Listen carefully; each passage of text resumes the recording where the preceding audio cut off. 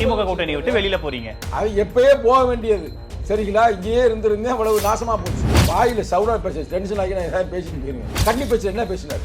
என்னங்க பேசினாரு உங்களுக்கு கேக்குறாங்க? முன் வச்சாரு. ஈழ பிரச்சனை பேசினாரு, தலித் பிரச்சனை எதுவும் பேசினாரா? யாரு ஓட்டு போட்டா? ஈழத்து மக்கள் ஓட்டு போட்டான்னு ஜெயிச்சா? இது ஜனநாயகத்துக்கு ரோல் கொடுக்குறாங்களா? அல்ல பைத்தியக்கார பயிலுக்கு தான் தோத்து போயிருக்கிறாங்க.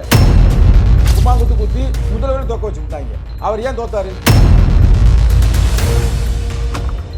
வணக்கம். இன்றைய சிறப்பு நேர்காணலில் நம்மோடு விடுதலை சிறுத்தை கட்சியில் சங்கத்தமிழர் நம்மோடு இணைந்திருக்கிறார். அவரை வரவிட்டு நிகழ்ச்சிகள் பார்க்கலாம். சார் வணக்கம். சார் வணக்கம். இன்னைக்கு அமைச்சரவையில் ஏன் இடம்பெறலை அப்படின்னு ஏதாவது இருக்கா? இன்னைக்கு ஆக்சுவலாக விசிகா யூஎம்எல் இடம்பெறும், ஒட்டுமொத்த அமைச்சரவை இன்னைக்கு விரிவாக்கம் செய்யப்படும் சொன்னாங்க. ஆனால் இன்னைக்கு திருமாவளவன் அவர்கள் கலந்துக்கிட்டாரு பதவியேற்பு விழாவில். ஆனால் விசிகா சார்பாக யாரும் அமைச்சராக பதவி ஏற்றுக்கலையே. நாங்கள் டிவிக்கோட சேர்ந்து நின்று ஜெயிச்சோமா? இல்லை, நாங்கள் திமுகவோட நின்று ஜெயிச்சோம். ஓகே சரிங்களா? இப்போ நாங்கள் 2 பேரும் ஜெயிச்சிருக்கோம்னா திமுக ஓட்டு இருக்கா இல்லையா? இருக்கு. அது திமுக ஜெயிச்சதில் எங்கள் ஓட்டு இருக்குல்ல? இருக்கு. எங்கள் தலைவர் சொன்னார் நான் கூட்டணியை விட்டு வெளியேறி விட்டோம்னு சொன்னாரா? ஆதரவு தானே கொடுத்துருக்குறோம். ஆமாம். இப்போ ஆதரவு கொடுத்து உடனே போய் அவங்க கூப்பிட்டமே போய் அமைச்சரில் எப்படி கலந்து கொள்ள முடியும்? ஆல்ரெடி அவரே நல்ல சிறப்பாக கொடுத்துருக்கிறாரு. அந்த நேரத்தில் உங்களுடைய யூடியூப் மூலமாக அவருக்கு நான் வாழ்த்துக்களை தெரிவித்துக் கொள்கிறேன். மாண்புமிகு முதல்வர் விஜய் அவர்களுக்கு. ஏன்னா அவர் தலித்துகளுக்கு அவரே கொடுத்துருக்கிறாரு. 7-8 பேர் கொடுத்துருக்காரு அப்படின்ற மாதிரி செய்தி வருகிறது. அதுவே எத்தனை விழுக்காடு? ஏறக்குறைய 23 விழுக்காடு வருது என்றால் இது வரலாற்றில் பெரிய சிறப்புங்க. தமிழ்நாடு அரசியல் வரலாற்றிலேயே முதல் முறையாக தலித்துகளுக்கு எல்லாருமே 3-4 அமைச்சர் தான் கொடுப்பாங்க மேக்சிமம். கரெக்டா? இப்ப இவர் என்ன கொடுத்துருக்கிறாரு? எடுத்ததுமே முதல் ரவுண்ட்லேயே பள்ளி கல்வித்துறை அமைச்சர் ராஜ்மோகன் அவர்களுக்கு வழங்கினார். அடுத்து பார்த்தோம்னா 7-8 இப்போ கொடுத்துருக்கிறாருன்னா சிறப்பு. நாங்கள் எதை நினைக்கிறோமோ அதை அவர் செய்கிறார் என்றால் பாராட்டுவோம். நாங்கள் தான் போய் கலந்துக்கணும் ஒன்றும் இல்லை. ஆகையால் நாங்கள் இந்த தருணம் வரைக்கும் வெளியில் இருந்து ஆதரவு அப்படின்ற மாதிரி அந்த போஸ்டில் தான் இருக்கிறோம். இதற்கு அடுத்தபடியாக அடுத்த ரவுண்டில் எங்கள் தலைவர் மக்களை சந்தித்து பேசிய பிறகு, இல்லை எங்கள் முன்னணி தலைவரிடம் பேசிய பிறகு ஒருவேளை நாங்கள் இதில் பங்கேற்கலாம். நாங்கள் பங்கேற்பதை விட இப்போ அவரே சிறப்பு செய்திருக்கிறார்ல. நாங்க தான் சொன்னோம் ஆட்சியிலும் பங்கு அதிகாரத்திலும் பங்குன்னு சொன்னோம். அதை இன்னைக்கு நடைமுறைப்படுத்தி இன்னைக்கு காங்கிரஸ் அதில் போய் சேர்ந்திருக்காங்கல்ல. இல்ல, அவரு அமைச்சர் ஆதவர்ஜுனா அவர்கள் வெளிப்படையாவே சொல்லிட்டாரு, விடுதலை சிறுத்தைகள் எங்க இதுல இருக்கணும், நம்மளாம் ஒரே குடும்பமா இருக்கணும் அப்படின்னு வெளிப்படையாவே அறிவிச்சிட்டாரு. நீங்க வெளியில இருந்த ஆதரவு, நாங்க திமுக கூட்டணியில தொடரோம், குடியரசுத் தலைவர் ஆட்சி அமலாயிடக்கூடாதுன்ற ஒன்றை தவிர வேற எந்த நோக்கமும் எனக்கு இல்லைன்னு திருமாவளவன் அவர்கள் பேசினார். இப்போ ஆதவர்ஜுனா அழைப்பை நிராகரிக்க முடியாது, மறுபரிசீலனை செய்ய வேண்டியது இருக்கு அப்படின்னா அப்ப நீங்க அமைச்சரவைக்குள்ள போக போறீங்கன்னு தான் அர்த்தம். அது அப்படிதான் அந்த வார்த்தையை புரிஞ்சுக்க. பொறுமையா இருந்து பாருங்க. என்ன அவசரம்? உடனே அவங்க கூப்பிட்டதுமே போடணும்னு ஒண்ணும் இல்லையா? சார் இல்ல சார், நம்ம அன்கண்டிஷனல் சப்போர்ட் தானே கொடுத்துருந்தோம். அதான் கொடுத்துருக்கோம் பிரதர். கம்யூனிஸ்ட் மாதிரி கொடுத்துருக்கோம். சரிங்களா? கம்யூனிஸ்டோட நிலைப்பாடு தானே உங்க நிலைப்பாடாவும் இருக்கு. அழைப்பு விட்டு இருக்கிறார்கள். இப்ப அழைப்பு விட்டதை நம்ம என்னன்றதை பேசி முடிவு பண்ணுவோம். நீங்க தான் ஆல்ரெடி முடிவு எடுத்துட்டீங்களே. அன்கண்டிஷனல் சப்போர்ட் கம்யூனிஸ்டுகள் எடுக்கிற முடிவு தான் ஏன் முடிவுன்னு முடிவு எடுத்தாச்சு. அப்புறம் திரும்ப அதுல மறுபரிசீலனை செய்யறார்கள். அன்போடு அழைக்கிறார்கள். அப்ப பதவி வேணும், அதிகாரம் வேணும். அதிகாரம் இல்லாம ஒண்ணும் நீங்க பண்ண முடியாது. புரட்சியாளர் அம்பேத்கர் அவர்களே என்ன சொல்றாருன்னா, நீங்கள் உச்ச அதிகாரத்திற்கு செல்ல வேண்டும், சென்றாதான் நீங்க மக்களுக்காக நீங்கள் உழைக்க முடியும். இந்த புத்தகம் 37 இது முக்கியமான புத்தகம். புரட்சி அம்பேத்கருடைய கடைசி தொகுப்பு.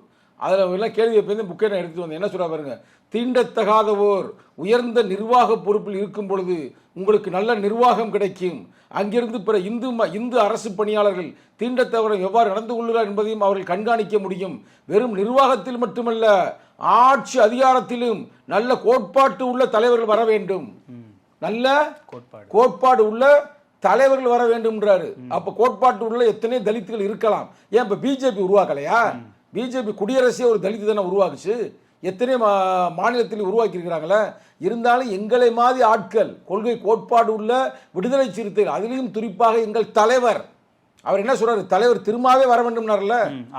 எங்க தலைவரே போய் அங்க போய் ஒரு அமைச்சரவையில் ஒரு சட்ட அமைச்சரோ இல்ல ஒரு போலீஸ் அமைச்சரோ இருந்தால் நாட்டுக்கு தான் நல்லது.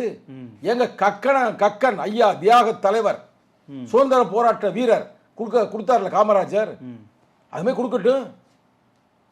அழைத்துட்டாங்க, அதிகாரத்தை நோக்கி நகருங்க, அதுல எந்த சிக்கலும் இல்ல. இப்ப என்ன விமர்சனம் திருமாவளவன் வைக்கப்படுதுன்னா, இரட்டை குதிரையில சவாரி பண்றாரு. திமுக கூட்டணியில இருக்கேன், தாவேகாவுக்கு ஆதரவு அப்படின்ற இடத்துல ஒண்ணு. இப்ப எப்படி அமைச்சராகவும் இருப்போம் ஆனால் திமுக கூட்டணியில் இருப்போம்னு சொல்ல போறீங்களா? அப்ப எப்ப நீங்க வந்து அங்க நாங்க போயிட்டீங்கனாலே வந்து கூட்டணி முடிஞ்சுதானே எப்ப நாங்க அர்த்தம். போயிட்டோம்ல எங்க கூட்டணி முடிஞ்சு போச்சுன்னு தான் அர்த்தம். முடிஞ்சு புரியுதா? இப்ப போச்சுன்னு தான் காங்கிரஸ்க்கு அர்த்தம். சொல்லி முடிஞ்சுச்சு. ஆமா. புரியுதா So, அப்படி புரியலையா? வெளிப்படையா நீங்க சொல்லிட்டு இப்ப போலாமே பொறுங்க. அப்பவே. அதுக்காக நீங்க கேட்டமே நான் சொல்லிடணுமா? நீங்க கேள்வி கேட்டமே நான் பதில் இல்ல சார், சொல்லிடணுமா? நீங்க முடிவை எங்களுக்கு எல்லாத்துக்குமே கால unconditional வேணும். support-அ நான் எங்களுக்கு- மறுபரிசீலனை செய்வேன்னு தலைவர் அவர்கள் சொல்லும் போதே முடிஞ்சு போச்சுல்ல. அப்ப முடிஞ்சு போச்சுன்னு வச்சுக்கோங்க. முடிஞ்சு அப்ப போச்சுன்னா நீங்க முடிஞ்சு திமுக போச்சுன்னு கூட்டணி விட்டு வச்சுக்கோங்க. வெளியில போறீங்க. அது எப்பயே போக வேண்டியது. சரிங்களா? இங்கேயே இருந்திருந்தேன் அவ்வளவு நாசமா போச்சு. இந்நேரம் நாங்க அப்பயே போயிருந்தோம்னா என்ன சார், நாங்க வந்து 40-30 தாண்டுகளா எத்தனை வெற்றிகளை பார்த்த கூட்டணி ஒரு தேர்தல்ல தோல்வின்றதுனால தலித் ஒட்டுமொத்தமா பிரச்சனை நாசமாவே தலித் போயிடுச்சுன்றது பிரச்சனை எப்படி சரியா முடிச்சாங்க. இருக்கும்? தலித் பிரச்சனை முடிச்சு கொடுத்தாங்க. தலித் பிரச்சனை எல்லாம் இப்ப நம்ம பேசுவோம். தலித் பிரச்சனை அத்தனை பிரச்சனை வருஷ கட்டணம் ஏங்க நீங்க பேசிக்கிட்டு இருக்கிற இந்த தருணத்துல கோவில்பட்டில சஞ்சய் என்ற ஒரு ஆணவ படுகொலை நடந்திருக்கிறது. யாரோ வாயை திறந்து பேசினாங்களா? முதலமைச்சரே பேசலையே. இல்ல அதைத்தான் சொல்றாங்க. முதலமைச்சரும் பேசல, முன்னாள் முதலமைச்சரும் பேசல, டிவிக்கு எதாவது அந்த கோவில்பட்டியோட எம்எல்ஏ அவரும் பேசல. சரிங்களா? எதா இருந்தாலும் சங்கத்தமிழனும் விடுதலை சிறுத்தைகளும் தான் பேச வேண்டி இருக்குது. அப்புறம் எந்த நம்பிக்கையில விஜய் நம்பி போறீங்க? எவிடன்ஸ் கதை நேரடியாக சென்று வந்திருக்கு. சரிங்க, அப்புறம் எந்த நம்பிக்கையில விஜய் அதுக்காக நம்பி இப்ப போறீங்க? உடனே கூப்பிட்டு போகல. இப்ப புரியுதா? கூப்பிட்டது ஏன் போகல? கூப்பிட்டு ஏன் போயிருக்கணும்ல? நம்ம கருத்து சொல்றாங்க ஆட்சியில பங்கு அதிகாரத்தில் பங்கு ஏன் போகல? நாங்க எல்லாமே யோசித்து முடிவு செய்துதான் எங்கள் தலைவர் முடிவை வருவார். அதுக்காக நாங்களாம் எங்களை மாதிரி ஆட்கள். நான்லாம் ஒரு தொண்டன் தான் சார். அவங்க பொறுங்க முடிச்சு நான்லாம் ஒரு தொண்டன் தான். தொண்டனுடைய மனநிலை என்ன தெரியுமில்ல? தலைவரே ஆகட்டும்ங்க. இப்ப வந்து தலைவர் ஆகணும், தலைவரே அமைச்சராக எம்எல்ஏ இருக்காங்க 2 பேர், எதுக்கு ஏன் தலைவரே வந்தாதான் சிறப்பா இருக்கும்னு மக்கள் விரும்புறோம். நாங்கள் விரும்புகிறோம். கட்சியோட துணை பொதுச் செயலாளர் எம்எல்ஏவா தானே இருக்காரு. இருக்கட்டும், அவர் ஒரு சட்டமன்ற பிரச்சனை குழு தலைவர். ஒரு பிரச்சனை நல்லா இருக்கட்டும், நல்லா வரட்டும், ரைட்டா? ஆனா தொண்டரோட விருப்பம் என்ன? தொண்டரோட விருப்பம் வந்து எங்க தலைவரே வந்தாலே சிறப்பா இருக்கும் அப்படின்றத விருப்பம். அப்பதான் இவ்வளவு சிக்கல், இவ்வளவு வேற இருக்காரு சார். அது 6 மாசம் டைம் இருக்குது. அங்க ரிசைன் பண்ணிட்டு வந்து ஏற்கனவே எங்க தலைவர் நிக்கணும் முடிவு பண்ணாரு, ஆசைப்பட்டாரு. எங்க ஆசைப்பட்டாரு? இதுல வந்து நிக்கணும் அப்படின்னு காட்டு மன்னார் கோயில்ல போங்க. இப்ப திருச்சி வந்து இப்ப இதாகுதுல, திருச்சியை கொடுங்க எங்களுக்கு. நாங்க 2 சீட்டை கொடுத்து தானே இதை வந்து இன்னைக்கு ஆட்சி உருவாக்கி இருக்கிறோம். 116 இருந்துச்சு. இந்த 2 போய் சேர்ந்தனாலே அது வேலிட், இல்லைன்னா அது இன்வேலிட் ஆயிருக்கும். உண்மையா பொய்யா? இல்லைன்னா நேரம் ஆளுநர் ஆட்சி வந்திருக்காதா? அப்ப நான் கொடுத்துருக்கோம்னா எங்களுக்கு திருச்சி கூட அவர் தரலாம். அதே விரும்புறாங்க விஜய. வாருங்கள் திருமாவர்களே, திருச்சியில் போட்டியிடுங்கள், வெற்றி பெறுங்கள், உங்களை நான் அமைச்சராக்குன்னு ஆசைப்படுறாருல. இல்ல ஒருவேளை நாங்க அங்க 2 எம்எல்ஏ இருக்கிறாங்களா, ஒருத்தர் ரிசைன் பண்ண சொல்லுவோம், நாங்க நிப்போம், எங்க தலைவர் நிப்பாரு, நின்று அவன் அமைச்சராகலாம். இங்க பாருங்க, அதே அம்பேத்கர் சொன்ன கருத்து சொல்றேன். நீ வர்ற தலைவர்கள், ஒடுக்கப்பட்ட தலைவர் சமூகத்திலிருந்து வருபவர்கள் நேர்மையானவர்களாக உண்மையானவர்களாக இருக்க வேண்டும். அது ரொம்ப முக்கியம். புரியுங்களா? இப்ப எத்தனையோ பேர் இருக்கலாம். ஆனா இன்னைக்கு விடுதலை சிறுத்தைகள் தலைவர் எழுச்சி தமிழ் குரல் கொடுக்கிறார். இந்தியாவிலே எத்தனையோ தலித் தலைவர் இருக்காங்க. எத்தனை பேரு உங்களுக்கு தெரியாது? ராஜா ராம்தாஸ் அத்வாலே இருக்கிறாரு, பஸ்வானுடைய மகன் இருக்கிறாரு, அம்மா மாயாவதி இன்னும் நல்லா தான் இருக்கிறாங்க. ஆனா அவங்க அமைதியா இருக்கிறாங்க. ஆனா அவங்க தட்டி கேட்கிறாங்களா? நாங்க தட்டி கேட்கிறோம்ல. அப்ப இந்த தலைவர் ஆகட்டுமே ஒரு அமைச்சராக. இல்ல அவரு ஆகட்டும்ங்கிறதுல மாட்டுக்கிறது இல்ல. எம்எல்ஏ தான் இருக்காங்கல்ல, உங்க கட்சியுடைய துணை பொதுச் செயலாளர் சட்டமன்ற உறுப்பினரா தானே இருக்காரு. அவர் ஆக்குறதுல என்ன பிரச்சனை உங்களுக்கு? இல்ல உங்களுக்கு பிரச்சனையா? எங்களுக்கு எந்த பிரச்சனையும் இல்ல. இல்ல நீங்க அப்போ நீங்க தலைவர் தான் ஆகணும்னு ஒரு கருத்தை வந்து இது மக்களுடைய கட்சிக்குள்ள இருக்கான்னு கேக்குறேன். கட்சிக்குள்ள கருத்து, தொண்டனுடைய கருத்து. நீங்க எடுத்து பேஸ்புக்க பாருங்க, ட்விட்டர் பாருங்க. தலைவரே வந்து அமைச்சராக வேண்டும் என்பதே ஆசை. ஓகே சரிங்களா? அதைத்தான் சொல்றோம் இங்க. இல்லன்னா இன்னைக்கே நாங்க சொல்லிருக்க மாட்டோமா? அவங்க கூப்பிட்டாங்கல்ல, சரி வாங்க பதவி ஏற்கனவே சொல்லிருப்போம்ல, ஏன் நாங்க சொல்லல? எதுங்க சொல்லல? ஒரு கணக்கு இருக்கு. இப்ப அவரே சொல்றேங்க, கட்சிக்காரர் தாங்க, நான் ஓப்பனா சொல்றேங்க, என் கட்சிக்காரங்க, என் கட்சியோட துணை பொதுச் செயலாளருங்க. கன்னி பேச்சு என்ன பேசினாரு? வாங்க நீங்க கேளுங்க, நான் இப்ப உங்களுக்கு கேள்வி. கன்னி பேச்சு என்னங்க பேசினாரு? என்னங்க பேசினாரு உங்களுக்கு கேக்குறாங்க? முன் வச்சாரு. ஈழ பிரச்சனை பேசினாரு. தலித் பிரச்சனை எதுவும் பேசினாரா? தலித் பிரச்சனை பேசினாராங்க? பேசலாம். தலித் பிரச்சனைய இன்னைக்கு தமிழ்நாட்டில் சாதிய ஆணவ படுகொலை மட்டுமல்ல, சாதிய கொலைகள் கடந்த 10 ஆண்டுகளாக 11,117 வன்கொடுமை நடந்திருக்கிறது. தடுக்க வேண்டும் என்றால் இந்த அரசாங்கம் வந்து ஆணவ படுகொலை தடுப்பதற்கு சிறப்பு சட்டத்தை உருவாக்க வேண்டும். அதே நேரத்தில் வேங்கவையில வந்து மறுபரிசீலனை செய்ய வேண்டும். முரளிராஜ் மீண்டும் அவருக்கு வேலையை கொடுக்க வேண்டும் என்று போராடி இருக்கலாம். அதை பத்தி பேசினாரா? ஈழத்தை பத்தி பேசினார். பேச வேணாம் சொன்னாங்க. நீ யாரு ஓட்டு போட்ட? ஈழத்து மக்கள் ஓட்டு போட்ட ஜெயிச்ச? இது நான் கேட்கறது போல என் கட்சிக்காரன் கேட்கிறேன் கேள்வி. யாரு கேட்கிறா? கட்சிக்காரங்க கேட்கிறாங்க. அப்ப நான் பேச வேண்டிய பொறுப்பு எனக்கு இருக்குது. அப்ப இந்த இடத்துல தலைவர் அமைச்சரானால் சிறப்பாக இருக்கும் என்பதுதான் இங்க இருக்கிற யதார்த்தமான உண்மை. இதே எங்க தலைவர் வந்திருக்கிறாருன்னா ஈழத்தையும் பேசியிருப்பார், சாதி பிரச்சனையும் பேசியிருப்பார். அவர் பேசினாரா? உங்கள்ட்ட கேட்கிறேன், பேசினாரா பிரதர்? அப்புறம் சரி, ஈழ பிரச்சனை பேசினோம்னா அவர் விஜய் வாங்கி கொடுத்துருவாரா? நான் எதார்த்துக்கு வரேன். ஈழ பிரச்சனை பேசி வாங்க கொடுக்க முடியுமா? அது சென்ட்ரல் கவர்மெண்ட் வேலை. அப்ப இது என்னது பேச்சு? யாரும் கட்சியில் இருக்கிற 2ஆம் கட்ட தலைவர்கள் மட்டுமல்ல, தொண்டர்கள் யாரும் அதை ரசிக்கல. அப்ப சோ அதனால திருமாவர்கள் தான் அமைச்சராகணுங்கிறது உங்க எல்லாரோட விருப்பமாவும் இருக்கு. தாய்க்கு தான் தெரியும் குழந்தைக்கு என்ன செய்யணும்னு. ம். அதனால தொண்டன் விரும்புறேன், அதான் நான் சொல்றேன், அவ்வளவுதான் மேட்ரு. ம். இல்ல தலைவரே இல்ல வேண்டாம், தம்பிக்கே கொடுப்போம், தம்பி கொஞ்சம் அரசியல் படுத்தி நம்ம அனுப்பிவிடணும். சரி, இப்போ நோ ப்ராப்ளம். எங்களுடைய முதல் நோக்கம் தலித் விடுதலை, சாதி ஒழிப்பே மக்கள் விடுதலை. 5 கோட்பாடுகள்ல ஒரு கோட்பாடு தான் ஈழ விடுதலை. ஈழ விடுதலை நாங்கள் ஒன்றும் எதிர்ப்பாளிகள் அல்ல. ஈழ விடுதலைக்கு அந்த காலத்தில் நாங்கள் தமிழர் இறையாண்மை மாநாடு நடத்தினோம். தாயகம் தேசியம் தன்னாட்சி வெல்வோம், தமிழர் இறையாண்மை உலகுக்கு சொல்லும் சொன்னோம். தமிழர்களுக்கு ஒரு இறையாண்மை இருக்குன்னு சொன்னோம். ஈழம்னா சேரி, சேரினா ஈழம்னா. இன்னும் சொல்லப்போனா ஈழத்தை விட கொடுமை நடந்து கொண்டிருக்கிறது. எவனு வந்து பீ தண்ணி எவனு குடிச்சதில்லை, எவனு மலத்தை போய் வாயில திணிச்சதில்லை ஈழத்தில். மேத பிரபாகரன் என்ன சொன்னார், அது மாதிரி நடந்துச்சுன்னா அவனை நேரம் எப்படி உயிரோட விட்டு வச்சிருக்கீங்க அப்படின்னு எங்கள் தலைவர்கிட்ட கேட்டார்ல. அப்போ இவ்வளவு கொடுமை நடந்ததில் விடுதலை சிறுத்தையிலிருந்து ஒரு எம்எல்ஏ செல்லும் பொழுது அவர் என்ன பேசினாங்க? முதல் பேச்சு கன்னி பேச்சில் நம்ம சமூக விடுதலை பற்றி தானே பேசியிருக்கணும். அப்போ இது சரியான்னு கேட்குறேன் உங்கள்கிட்ட. நான் கட்சிக்காரன் தாங்க கேட்குறேன். அது அவர் பேசுறாருன்னு எடுத்துக்கோங்க. அதுக்கப்புறம் அவர் இப்படி பேசாதீங்க, இப்படி பேசுங்க, அவர் இது பண்ணி அப்ப எழுச்சி தமிழர் வந்து அமைச்சரானால் சிறப்பாக இருக்கும் என்பதை எங்கள் தொண்டர்கள் ப்ராசஸ் பாருங்க. அவரு எம்பி பதவியை ராஜினாமா பண்ணணும், சட்டமன்ற தேர்தலில் நிக்கணும், அங்க வெற்றி பெறணும். 6 மாசம், அதாவது பதவி ஏற்றுட்டு 6 மாசம் பார்த்துட்டு 6 மாசத்துக்குள்ள எப்பவுமே ஜெயிச்சு அவர் எம்எல்ஏ ஆகணும். இவ்வளவு வேலைகள் செஞ்சு அப்படியே அமைச்சராகணும் இருக்கு. அதான் ஆல்ரெடி சட்டமன்ற உறுப்பினர் ரெடியா இருக்காங்கல்ல, அவங்கள அமைச்சராகிட்டு போலாமே. பிள்ளை பெக்கிறதுக்கு வந்து 10 மாசம் ஆகும். உடனே பிள்ளையை பெக்க முடியாது. 10 மாசம் கல்யாணம் பண்ணி வச்சு அந்த தாய் கஷ்டப்பட்டு எல்லாம் வந்தாதான் பிள்ளை ஒழுங்கா முறையா பிறக்கும். பிள்ளை ஒழுங்கா பிறந்தா நல்லது. உடனே எனக்கு பிள்ளை இப்பயே பெக்கணும்னா அது பெக்க முடியாது. கரெக்டா அதுக்கு எல்லாத்துக்குமே காலம் வேணும். அப்ப அந்த தமிழ்நாட்டில் ஒரு நல்ல சமூகம் படைக்க வேண்டும் என்றால் தொடர்ந்து சாதிய கொடுமை. ஏங்க உங்களுக்குலாம் உங்களுக்கு ஜாலியா இருக்கு, உங்களுக்கு வந்து ஏதோ செய்தி மீதி கிடைத்து கொண்டு இருக்குது. இப்ப இந்த ஆட்சிக்கு வந்த பிறகு 3 இடத்துல பிரச்சனை. எவனும் வாய் திறக்கல. ஒன்று கோவில்பட்டி, ஒன்று சிவகங்கையில புளிச்சட்டை மாட்டி போனேன் அப்படின்றக்கா வெட்டி கொண்டு விட்டாங்க. அதே வந்து இதே வன்னி அரசு அங்கே எங்கள் அமைப்பு செயலாளர் எல்லாரும் கூட்டிக்கிட்டு எங்கள் சிறுவில்லிபுத்தூர் பக்கத்தில் ஒரு பிரச்சனைக்காக போனாங்க. இப்போ அந்த பிரச்சனை இன்னமும் தீர்வு கிடைக்கல, இன்னமும் அந்த குற்றவாளி கண்டுபிடிக்க முடியல.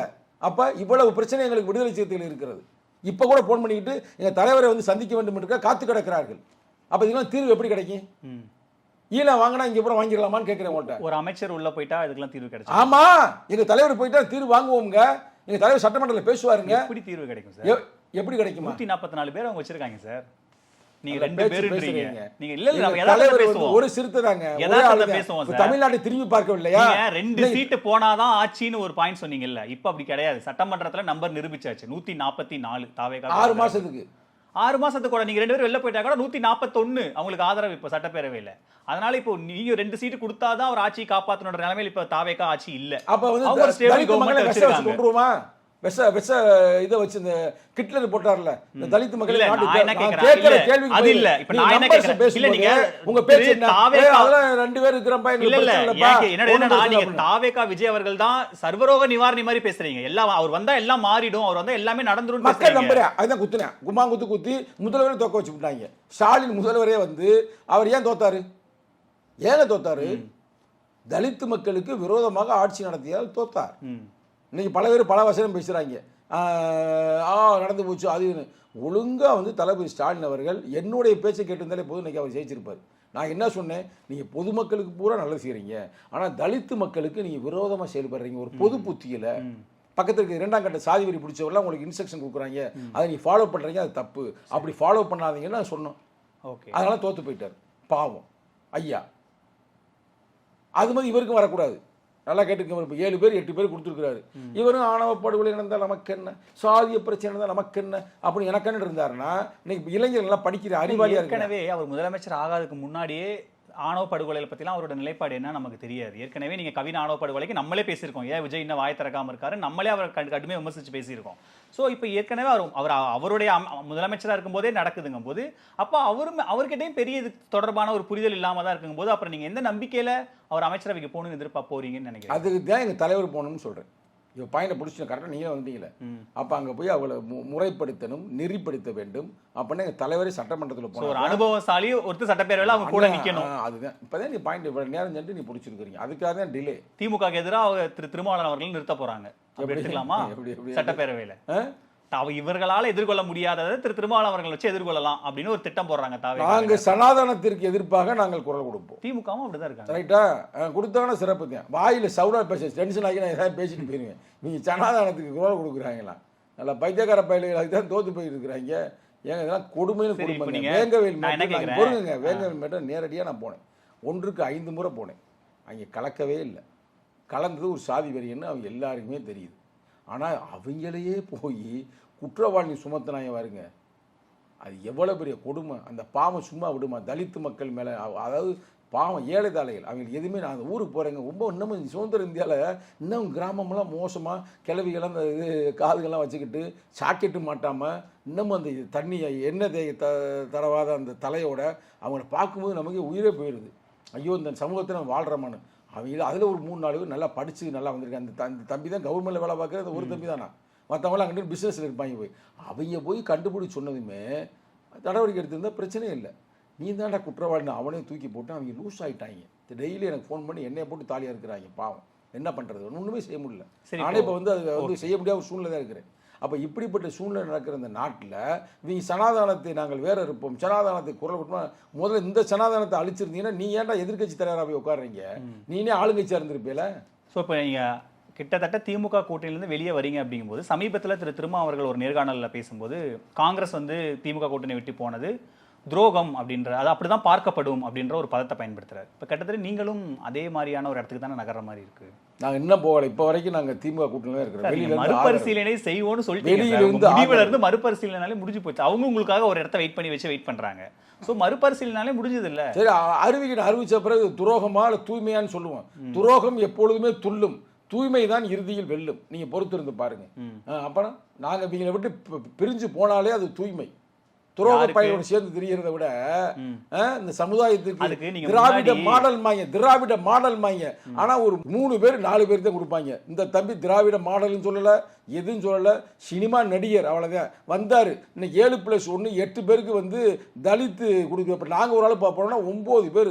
இது வரலாறுங்க, எவ்வளவு பெரிய வரலாறு. இந்த வரலாறு படைத்திருக்கிறார். பாராட்டி விடுங்க விஜய. சும்மா எதுக்கு கேள்வி எடுக்கிறீங்க? இல்ல, அவரை பாராட்டுறத மாற்றுக்கிறது இல்ல. நீங்க திமுக கூட்டணி வெளியே போறீங்க. திமுகவினர் பெரிய சுதந்திர போராட்ட வீரர் கொஞ்சம் விமர்சிக்க ஆரம்பிக்கல. பெரிய சிக்கல்னு சூப்பர், நீங்களே வந்துட்டீங்க. அப்ப நீங்க முன்னாடி நிலைப்பாடு எடுத்துக்கலாமே. எதுக்கு அன்கண்டிஷனல் சப்போர்ட், நான் திமுகவோட தான் தொடர்றோம், ஆளுநர் ஆட்சி கவர்னர் ஆட்சி வந்துடக்கூடாது, எதுக்கு இவ்வளவு மேல பூசி முழுகுறீங்க? நாங்க கூட்டணி விட்டு போறோங்க, அவ்வளவுதாங்க, எங்களுக்கு அங்க அமைச்சர் கொடுக்குறாங்க, நாங்க போறாங்கன்னா முடிஞ்சு போச்சே. அப்படி அல்ல, இதுதான் தப்பு. இப்ப நீங்க ஒரு பிள்ளை லவ் பண்றீங்க, கரெக்டா? லவ் பண்ணி முடிச்சு இல்லை, கல்யாணம் பண்ண ஒரு எடுத்துக்காட்டு சொல்கிறேன், சரிங்களா? இல்லை கேமராமேனை வச்சுக்கிறோம். ஒரு தம்பி லவ் பண்ணுறாரு. லவ்வின் நோக்கம் என்ன? ஆணும் பெண்ணும் இணைவது, அன்பை செலுத்துவது. நேரடியாக போய் அன்பை செலுத்திடலாமா? அதுக்கு பொண்ணை பார்க்கணும், இவங்களும் பார்க்கணும், 2 வீட்டார் ஒத்து போகணும், ஒரு பத்திரிக்கை அடிக்கணும், இதெல்லாம் இருக்குல்ல, சிஸ்டம்ன்ற ஒன்று இருக்குல்ல. இதுதான் மனித வாழ்க்கை. மனித வாழ்க்கைன்றது என்ன? நமக்கும் விலங்குகளுக்கும் என்ன வித்தியாசம்? கொஞ்சம் கொஞ்சமாக தான் நான் சொல்கிற முக்கியமான ஃபிலாசபி பேசிக்கிறேன், தத்துவம் தடுக்காதீங்க. விலங்குக்கு மனிதனுக்கு என்ன வித்தியாசம்? மனிதனே ஒரு வந்து சமூக விலங்குதான். ஆனால் மனிதனுக்கும் விலங்குக்கு வித்தியாசம் என்னன்னா, எதை எப்போது எப்படி எந்த நேரத்தில் செய்யறது, அதைத்தான் செய்யணும். அந்த சிஸ்டம் அதான் முக்கியம், செயல்முறைகள். அதை எங்கள் தலைவர் முறையாக செய்கிறார். நாங்கள் வெளியிலேருந்து ஆதரவு தெரிவித்தோம். இப்போ அவங்க வாங்கன்னு சொல்கிறாங்க. நாங்கள் திருப்பி நாங்கள் டிஸ்கஸ் பண்ணுவோம். இது நமக்கு தேவையா தேவையில்லை. நாங்கள் ஒரு அரசியல் கட்சியாக நடத்திக்கிறோம். அடுத்து நம்ம 2029 இல்லை வர்ற மேயர் தேர்தலில் யாரோடு நின்றால் நம்ம வெற்றி பெற முடியும்? இது ஒடுக்கப்பட்ட சமூகத்துக்கு எப்படி அதிகாரத்தை வாங்கி தர முடியும்? இது எல்லாம் சிந்திக்கணும் பிரதர்.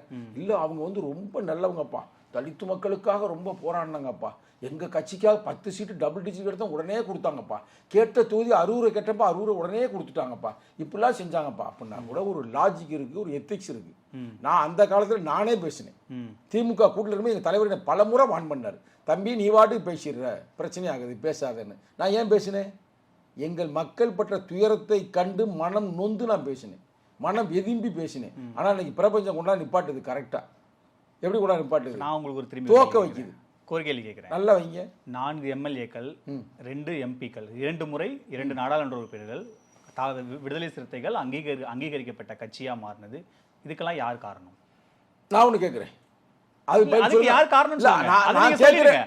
அந்த திராவிட முன்னேற்ற கழகம், தொடர்ந்து தோல்வி இருந்த திராவிட முன்னேற்ற கழகம், 1க்கு 2 முறை தோற்ற திராவிட முன்னேற்ற கழகம் திருப்பி முதல்வராகி ஸ்டாலின் முதல்வராக உட்கார வைத்தது யார்? கரெக்ட். அப்போ நீங்க எல்லாரும் அது விடுதலை சேர்ந்தாதான் சிறுத்தைகள். கரெக்ட். எல்லாரும் சேர்ந்தாதான் அந்த வெற்றி நடக்குது.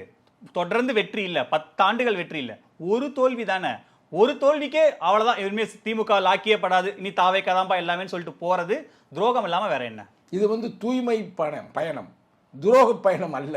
ஏனென்றால் எங்கள் மக்களுக்கு பாதுகாப்பு இல்லாத ஒரு 10 வருஷம் கூட இருக்கும்போது எதுவுமே பேசாம 10 இப்ப வந்து வருஷம் எல்லா நாங்க விமர்சனத்தையும் வைக்கிறது எப்படி போராட்டம் சரியா இல்ல, இருக்கும்? நாங்க பேசாத பேச்சு இல்ல. சங்கத்தமிழ் இப்ப நீ எடுத்து அப்படியே போடுங்க, நான் திமுக திட்டிருப்பேன். நீங்க அப்படியே எடுத்து சங்கத்தமிழ் ஸ்பீச்னு போடுங்க யூடியூப்ல. நான் யாரை 4 எம்எல்ஏக்கள் உங்களுக்கு அவளே இருந்தாங்க, திட்டிருப்போம். 2 எம்பி இருந்தாங்க, 4 எம்எல்ஏக்கள் சங்கத்தமிழன் பேசுறதை என்னைக்காவது பேசியிருக்காங்களா? அப்ப நீங்க திமுக கூட்டணியில எம்எல்ஏவா இருப்பீங்க, எம்பியா இருப்பீங்க, அங்கீகார விட கட்சி எல்லா பலனையும் அனுபவிச்சுட்டு ஒரு தேர்தல் தோல்வி, அடுத்ததுல எப்படி இருக்குன்னு தெரியாது. விஜய்க்கு இதே பேட்டர்ன்ல ஓட்டு விழுகுமான்னு தெரியாது. இன்னைக்கு ஓட்டு போட்டவங்க மாத்தி ஓட்டு போடுவாங்களான்னு தெரியாது. எதுவுமே உரிஜினம் ஆகாதா? அவருக்கான ஒரு நிலையான வாக்கு வங்கி ஒரு 2-3 தேர்தல் ஆனாதான் நமக்கே தெரியும் இதுதான் அவரோட ஓட் பேங்க்னு. அப்படி இருக்கிற நிலைமையில நீங்க அவரை நம்பி இவ்வளவு பெரிய ஒரு எதிர்பார்ப்போட போறீங்களே, இது சரியான அணுகுமுறை தானா? திருமாவளவன் மாதிரியான ஒரு முதிர்ச்சியான தலைவர் இந்த மாதிரி நடைமுறை எடுக்கலாமான்னு திமுகவினர் விமர்சிக்க ஆரம்பிக்கிறாங்க. சரி, என்னுடைய கருத்து கேளுங்க, தனிப்பட்ட கருத்து, இது கட்சியோட கருத்து இல்லை. ஓகே, என்னுடைய கருத்து கூட, நான் வந்து என்னைக்குமே எத்திக்ஸ் நம்புறவன், அறத்தை நம்புகிறவன். இன்னைக்கு ஒன்று பேச நாளைக்கு ஒன்று பேசணும், அறம் தான் எனக்கு வெற்றி பெற வேண்டும். என்னை பொறுத்த வரைக்கும் தலைவருக்கே நான் வைத்த கோரிக்கை, அதிகமாக திமுக எதிர்த்து பேசணும் இந்த சங்கத்தமிழ் தான். ஆனால் நானே சொன்னேன், நம்ம வெளியிலிருந்து ஆதரவு தருவதே சரி, நம்ம ஆட்சி அதிகாரத்தில் இப்போதைக்கு பங்கு பெற வேண்டாம். ஏன்னா நம்ம சொன்ன அந்த கோட்பாட்டை வெற்றி பெற்றிருக்கிறது, காங்கிரஸே ஆட்சி அதிகாரத்திற்கு வந்து விட்டது, ஆக வெளியிலிருந்து நம்ம ஆதரவு தெரிவிப்போம்ன்றது என்னோட நிலைப்பாடு. ஆனால் என் நிலைப்பாடே வந்து என் கட்சியில் இருக்கிற எல்லாருக்கும் இருக்குன்னு சொல்ல முடியாதுல்ல, சரிங்களா? அப்போ தலைவர் தான் நீ முடிவு செய்யணும். தலைவர் வந்து என்ன முடிவு செய்வார் அதே சிறப்பு. நம்மளை பொறுத்த வரைக்கும் டீசெண்டாக கொஞ்சம் ஆண்டுகளுக்கு வெளியிலிருந்து பண்ணாதான் நம்ம அவங்களை சரி பண்ண முடியும். இல்லைன்னா எங்கள் தலைவரே அதாவது துணை முதல்வராகணும். நல்லா கேட்டுக்க, வாய்ப்பு இருக்குன்னு நினைக்கிறீங்களா? இல்லை, அப்போ தொகுதி 2 வெற்றி பெறலாம்ல, அவங்க வெற்றி பெற்றா கூட துணை முதல்வர் என்ற இடத்துக்கு நகர்த்துவாங்களா? இது என்னுடைய கருத்து தலைவர், நான் திருப்பி நான் சொல்லிட்டேன். இல்ல அதுக்கான வாய்ப்பு தெளிவாக சொல்லுறேன், இது என்னுடைய சொந்த கருத்து. ஒன்று வெளியிலிருந்து ஆதரவை கொடுங்கள், இல்லை என்றால் நீங்க போய் ஒரு துணை முதல்வர் இல்ல ஒரு சட்ட அமைச்சர் அந்த அளவுக்கு ஒரு நல்ல ஒரு முக்கியமான ஒரு பொறுப்பை வாங்குங்க. வாங்கினீங்கன்னா இந்த மக்களுக்கு நம்ம நல்லது செய்யலாம். இதை உண்மையிலே திமுக தலைவர் ஸ்டாலின் கூட பாராட்டுவார், வரவேற்பார். அதை விட்டுவிட்டு நம்ம ஏதோ ஒரு சுய லாபத்திற்கு, அது இப்போ நீங்களே கேட்குறீங்களா கேள்வி, கரெக்டான கேள்வி, உங்கள் கேள்வியை நான் வரவேற்கிறேன்.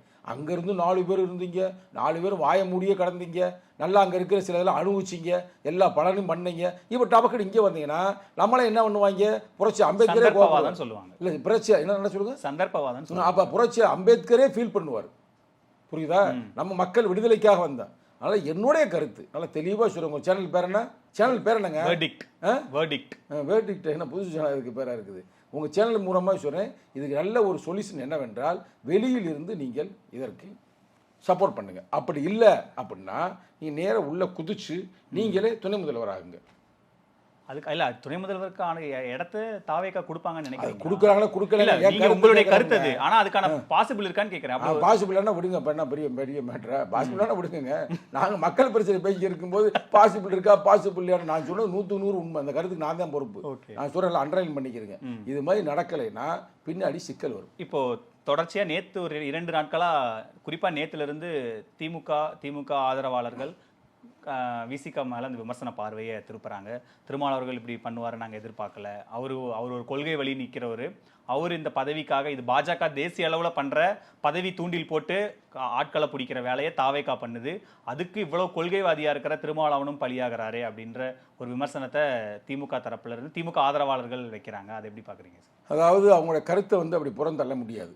எங்க தலைவர் கொள்கைவாதி தான், சரிங்களா? அதுக்காகத்தான் நான் என்னோட கருத்தை நான் ஏன் வலியுறுத்துறேன்னா, நமக்கு வந்து இன்னைக்கு உடனே நமக்கு எதுவுமே நடக்குன்னு நம்ம நினைக்கக்கூடாது. ஒரு நடக்கணும், பட் அது நிரந்தரமான ஒரு தீர்வாக இருக்க வேண்டும்.